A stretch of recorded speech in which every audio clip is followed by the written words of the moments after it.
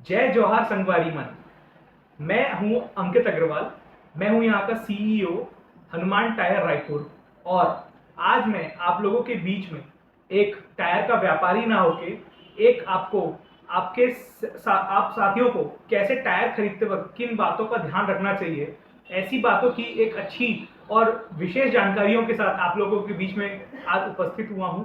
यदि आप लोगों को मेरी जानकारी इस वीडियो के दौरान अच्छी लगे और आप लोगों को ऐसा लगता है कि मैंने आप लोगों को बहुत अच्छी जानकारी दी है, तो कृपया आप मेरी इस जानकारी को अधिक से अधिक लोगों तक शेयर करिएगा और मुझे ऐसे ही वीडियो आगे बनाने में हेल्प करें, तो आपके मोटिवेशन से मैं आगे वीडियो और अच्छा बना सकूं। इसलिए मैं आप लोगों से निवेदन करता हूं। तो दोस्तों, सबसे पहले स्टार्ट करते हैं। देखिए दोस्तों, टायर और आप जो जूते पहनते हैं उन दोनों में कोई अधिक विभिन्नता ही नहीं है, दोनों एक जैसी ही चीजें हैं। आप जब जूता खरीदने जाते हैं तो क्या आप खाली जूते दुकान में ये बताते हैं कि मुझे 7 नंबर का जूता दे दीजिए या 7 नंबर की चप्पल दे दीजिए? उसको ये नहीं बताते कि मुझे ये 7 नंबर का जूता इस उपयोग के लिए चाहिए, कि मुझे पार्टी वेयर के लिए चाहिए, कि मुझे मतलब जो है स्कूल के लिए चाहिए, कि मुझे मतलब जो है कैजुअल डेली पहनने के हिसाब से चाहिए।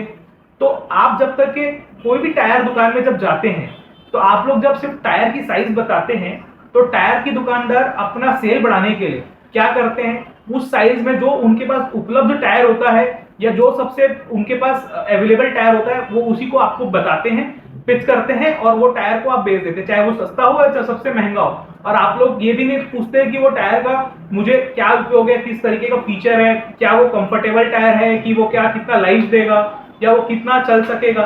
तो मैं हमेशा कस्टमर को ये कहता हूँ कि टायर का साइज जो होता है उसके साथ साथ आप अपने उपयोग के बारे में भी लोगों को अवगत कराएं, अपने दुकानदार को अवगत कराएं, ताकि वह उस चीज को समझकर आपको जो आपकी उपयोगिता के हिसाब से सबसे बेस्ट टायर हो सकता है उसको आपको सजेस्ट कर सके। उदाहरण के लिए, जैसे कि आप किसी जूते दुकान में गए और आपने उसको बोला कि मुझे मतलब जो है फुटबॉल खेलने के लिए जूता चाहिए। तो अब आप देखें फुटबॉल का जूते में देखिए नीचे कांटे रहते हैं, तो वो कांटे वाले जूते या दौड़ने के लिए जूता है तो आप देखो नीचे में कांटे रहते हैं। यदि आपको वो प्लेन जूता दे देगा तो क्या आप उस स्पीड में या उस चीज के लिए उपयोग कर पाएंगे उस जूते को? नहीं ना। तो वैसे ही टायर में भी होता है। जब भी आप किसी टायर दुकान में जाएं तो आप अपनी उपयोगिता जरूर बताएं उस टायर दुकान को कि मेरा रनिंग कितना है, मैं एवरेज मतलब मंथली रनिंग आपकी कितनी है, ईयरली एवरेज रनिंग कितनी है, या जैसे 2019 में आपने जैसे गाड़ी खरीदी और आज 2023 में हम बैठे तो 4 साल के दौरान आपने कितना चलाया। जैसे मान लो आपने 70,000 चला लिया गाड़ी, तो 70,000 को यदि हम 4 साल से डिवाइड करें तो अप्रॉक्स 15 से 17,000 रुपए किलोमीटर के बीच का एक एवरेज आ रहा है। 17,000 किलोमीटर तक जाएगा वो एवरेज। तो 17,000 किलोमीटर की रनिंग कोई कम रनिंग नहीं होती, इसको हम मिड रेंज रनिंग बोलते हैं। मीडियम रेंज की रनिंग में आप लोगों को हमेशा मैं ये सजेस्ट करूंगा कि कोई अच्छे ब्रांड में या मिड रेंज की ब्रांड में जाएं, ताकि आपको जो है टायर सेलेक्ट करने में हेल्प रहे। तो दोस्तों देखिए, उपयोग के बारे में बात करते हैं तो मैं आपको दिखाता हूं अभी एक सबसे बढ़िया टायर अभी लॉन्च हुआ है गुडियर कंपनी के द्वारा। ये देखिए, ये गुडियर कंपनी का टायर है। इसकी टायर की साइज है 2, 15, 60 और 17। मैं अपने कैमरामैन को रिक्वेस्ट करूंगा आपको फोकस करके ये दिखाएं। तो देखिए इसका साइज है 2, 15, 60, 17। इसके आगे आप देख रहे हैं इसमें लिखा है 96W। तो ये 96W क्या होता है, इसके बारे में आप लोगों ने कभी जाना, पूछा? नहीं। तो मैं आपको बताता हूँ। इस 96 को हम लोग बोलते हैं लोड इंडेक्स और W होता है स्पीड रेटिंग। मैं आपको इसके बारे में जानकारी अभी नहीं दे रहा हूं, लेकिन आप गूगल जब करेंगे ना तो इसकी एक स्पीड लिमिट होती है, स्पीड रेंज होती है। ये उस लोड इंडेक्स का मतलब होता है कि इस पर्टिकुलर गाड़ी में हम मैक्सिमम लोड कितना दे सकते हैं इस टायर को। उसमें गाड़ी का वजन भी शामिल है और जो पैसेंजर बैठेंगे उसका वजन शामिल होने का जो वेट आता है टायर के ऊपर वो कितने रेंज में होता है वो आपको दिखाएगा। और W का मतलब होता है स्पीड रेटिंग। तो किस स्पीड रेटिंग तक ये मैक्सिमम स्पीड में आप जाएंगे तो टायर गर्म होने के बाद भी नहीं फटेगा, ये उस स्पीड रेटिंग को दिखाता है। तो इस चीज का भी विशेष ध्यान रखना। तो दोस्तों, हम क्या करते हैं जब टायर सेलेक्ट करते हैं तो हम क्या करते हैं, खाली ग्रूव्स को देखते हैं, किसकी ग्रिप को देखते हैं कि ग्रिप कितना ज्यादा है कितना कम है, और इसकी ग्रिप के बेसिस पे हम जो है टायर सेलेक्ट कर लेते हैं। लेकिन आपको मैं बता दूं, ये ग्रिप जो है ये इसकी टायर की क्वालिटी नहीं बताता। ये ग्रिप जो है कितना रबर बस कंटेंट है इसमें, जितना ज्यादा ग्रिप होगा बट ऑब्वियसली कि वो टायर ज्यादा चलेगा, नो डाउट। लेकिन क्या ये ग्रिप इसके स्ट्रक्चर के ऊपर सपोर्टिव है कि नहीं। आपने कभी टायर बनते वक्त देखा है, टायर जब बनता है तो एक डमरू के आकार का ड्रम होता है, उसके ऊपर इस एक एक लेयर को ये लेयर ये एक एक के ऊपर चिपकते जाती है और इनके बीच में एक अच्छी केमिकल की बॉन्डिंग होती है। फिर इसको जो है ना एक कंप्रेस करके एक वेल्कनाइजेशन जब प्रोसेस होता है तो ये पूरा इसको पकाया जाता है हीट करके, और हीट करके जब पकता है तब ये हार्ड और अपना शेप ले लेता है टायर का। तो जब ये प्रोसेस बनता है तो आप लोगों को ये भी देखना चाहिए कि इसके अंदर की जो स्ट्रक्चर है, ये जो पैसा होता है ना, जो कोई लोग पूछते हैं कि ब्रिजस्टोन का टायर इतना महंगा क्यों है, या अपोलो का टायर इतना महंगा क्यों है, या सीएट का टायर इतना महंगा क्यों है, तो चाइनीज टायर भी हमारे को इतना सस्ता मिला तो चाइनीज टायर क्यों नहीं लगाते। तो हर कंपनी जो वर्क करती है ग्रिप पे तो करती ही है, लेकिन साथ ही साथ अपने स्ट्रक्चर पे भी वर्क करती है। जैसे ये जो स्ट्रक्चर है देखिए, इसका जो साइड वॉल स्ट्रक्चर है, ये भी इसमें लिखा है 2-in-1 प्रोडक्शन। तो ये डबल प्लाई साइड वॉल के साथ ये टायर अभी आया हुआ है। वैसे ही डबल प्लाई साइड वॉल कभी कई सारी कंपनियों में रहता है, आपको मैं अभी एक एग्जांपल के रूप में टायर दिखा रहा हूं, लेकिन ऐसे डबल साइड वॉल आपको बहुत सारी कंपनियों में आ जाएंगे। जो स्ट्रक्चर होता है ये डबल साइड वॉल है कि सिंगल साइड वॉल है, कि मतलब सिंगल साइड वॉल प्लाई है कि डबल साइड वॉल प्लाई है, ये सब चीज आपको देखना चाहिए कि टायर की मजबूती किस तरीके से बनेगी। जैसा कि इसका एग्जांपल मैं बताता हूं, जैसे कि आपने कोई घर खरीदा, अब आप घर में देख रहे हैं कि कॉलम तो है, लेकिन आप क्या कॉलम के अंदर देख पा रहे हैं कि उसमें 4 रॉड का कॉलम है कि 6 रॉड का कॉलम है कि 8 रॉड का कॉलम है? नहीं ना।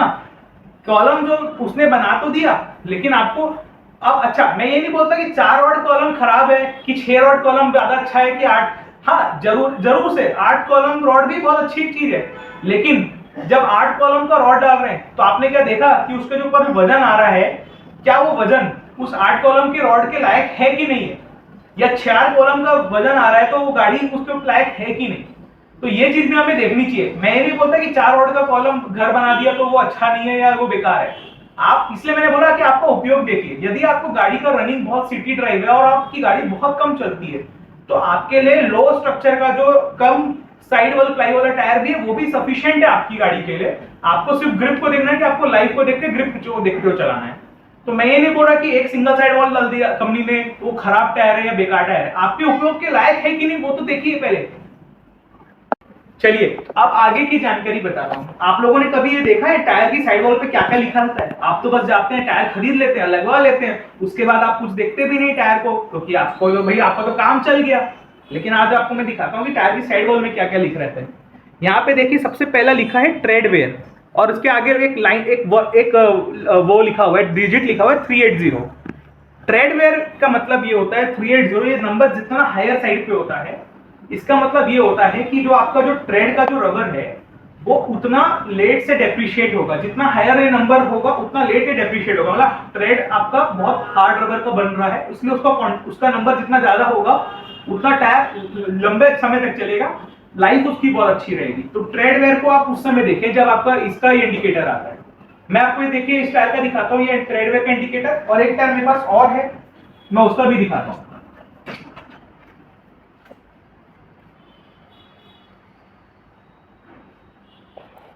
इसमें भी आपको मैं ट्रेडवेयर दिखाता हूं, मुझे देखने दीजिए 2 मिनट। हाँ देखिए इसका ट्रेडवेयर देखिए, इसका ट्रेडवेयर का नंबर आगे लिखा है 300 नंबर। तो आप देख रहे हैं इसमें 380 लिखा है, इसमें 300 लिख रहा है।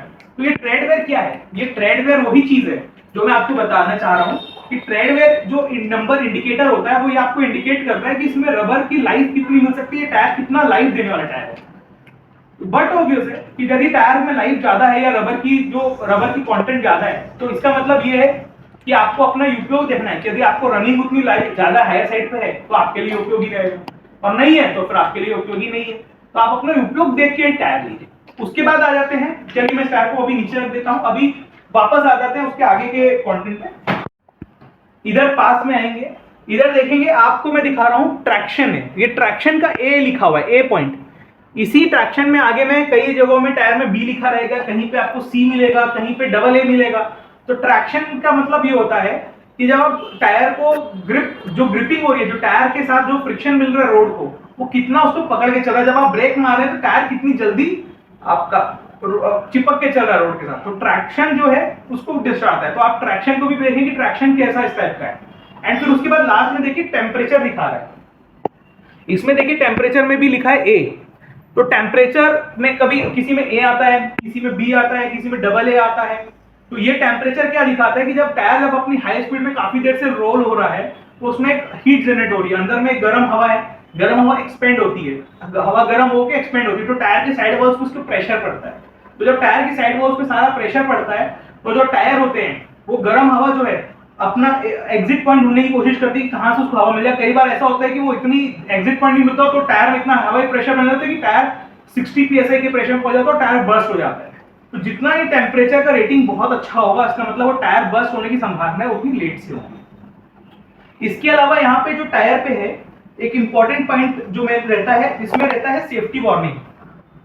जो सेफ्टी वार्निंग है इसमें आप पढ़ेंगे ना, ये बहुत छोटा है, आपको शायद नहीं दिख रहा होगा, लेकिन आपको बता दूं यहाँ पे जो इंपॉर्टेंट कंटेंट रहता है वो ये रहता है कि जो टायर पे आपकी मतलब जो मैक्सिमम प्रेशर जो है ये इसके साइड वॉल पे आप दे सकते हैं वो दिखाता है। जनरली 32 psi का प्रेशर हम लोग एज अ टायर गाड़ी वाले सजेस्ट करते हैं, बट 32 क्यों रखते हैं आपको पता है? 32 के बाद टायर और रबर एक्सपेंशन होते होते हवा एक्सपेंशन होते होते टायर की साइड वॉल्स पे काफी प्रेशर आता है। तो ये टायर का प्रेशर जब आप हाईवे राइड्स पे बहुत लंबे रूट्स पे जाते हैं ना तो 60 psi तक पहुंच जाता है, और प्लस गाड़ी का वजन। तो ये सारी चीजों को देखते हुए टायर का मैक्सिमम प्रेशर 65 psi के तक अराउंड रहता है। यदि आपने 60 psi के ऊपर हवा भर दी गाड़ी में या उससे ज्यादा हवा भर दी तो टायर का कभी भी साइड वॉल बर्स्ट हो सकता है, टायर कहीं से भी बर्स्ट हो सकता है। और जितनी अच्छी क्वालिटी का टायर आप लेंगे उसमें मेन आपको यह फायदा मिलेगा कि जो इनके जो लेयर्स के बीच की जो पेस्टिंग होती है वो लेयर्स की पेस्टिंग बहुत अच्छे हैवी क्वालिटी मटेरियल से होती है। तो टायर्स में जो है लंबे समय तक जो ये जो ग्रिप है ये आपकी ग्रिप पूरी प्लेन होते तक चलेगी, ये प्लेन होते तक पूरी आपकी ग्रिप घिसेगी और आपको ये पूरा स्ट्रक्चर आपको एज इट इज मतलब जो है आप उसको रीयूज कर सकते हैं, मतलब रिमोल्ड करा के रीयूज कर सकते हैं। हालांकि हम लोग रिमोल्ड करते नहीं है क्योंकि कार के टायर इंडिया में रिमोल्ड करके भी चलाते हैं फॉरेन कंट्रीज में। तो इसका स्ट्रक्चर का वैल्यू होता है, आप स्ट्रक्चर का पैसा है ना कि ग्रिप का पैसा। हमेशा स्ट्रक्चर का पैसा देख के टायर सेलेक्ट कीजिए, स्ट्रक्चर की वैल्यू ना कि टायर की ग्रिप की। और ग्रिप बिल्कुल मैटर करता है। ग्रिप से आपका जो है हाइड्रोप्लानिंग की प्लानिंग होती है कि टायर का जो पानी है वो किस तरीके से फेंकाएगा जब आप पानी वेट ग्रिप पे चल रहे हो या जो आप गीली सड़कों पे चल रहे हो। तो टायर की ग्रिप भी मैटर करती है। मैं ये नहीं बोल रहा कि टायर की ग्रिप मैटर नहीं करती, टायर की ग्रिप से आपका नॉइज हो गया, जो आप केबिन नॉइज होता है, ये सारी चीज टायर की ग्रिप पे मैटर होती है। तो क्योंकि एयर जो होती है इन्हीं ग्रिप्स के थ्रू पास होते हुए अपने आप को स्प्रेड आउट करती है। लेकिन आपको मैं बता दूं कि कोई भी कंपनी जब इतनी बड़ी कंपनी है वो आपके लिए जब टायर डिजाइन करी है तो इस चीज का वो विषय ध्यान रख के ही उस ग्रिप को डिजाइन करती है ताकि आपको कम से कम केबिन नॉइज सुनाई दे, कम से कम आपका मैक्सिमम कंफर्ट रहे। तो हमें जो देखने की चीज है वो ये नहीं है, हमारा देखने की चीज है कि हमारा स्ट्रक्चर कैसा है टायर का, उसके लिए हम पैसा दे रहे हैं। तो कभी भी आप टायर लें तो अच्छी स्ट्रक्चर वाली क्वालिटी का टायर लें जिससे आपको रहे। और ये साइड वॉल्स का विशेष ध्यान है कि कुशनिंग बहुत होना जरूरी है। साइड वॉल्स में कुशन इफेक्ट होना चाहिए। यदि कुशनिंग इफेक्ट नहीं है तो पूरा जो शॉक है, जो आपका जो गाड़ी से नीचे से शॉक आएगा वो पूरा आपको केबिन तक ऊपर शॉक तक ट्रांसफर हो जाएगा। तो कुशनिंग इफेक्ट बहुत जरूरी है टायर पे, ये सब चीजों का ध्यान रखें।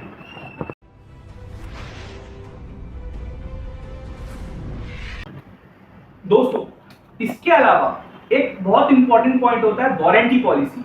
वारंटी पॉलिसी भी हमें विशेष करके देखना चाहिए टायर खरीदते वक्त। कोई भी कंपनी आज की तारीख में दो तरीके की वारंटी पॉलिसी एक अपने कस्टमर को अट्रैक्ट करने के लिए दे रही है। पहला जो कि एक नॉर्मल हमारा शुरू से पहले आता था मैन्युफैक्चरिंग फॉल्ट।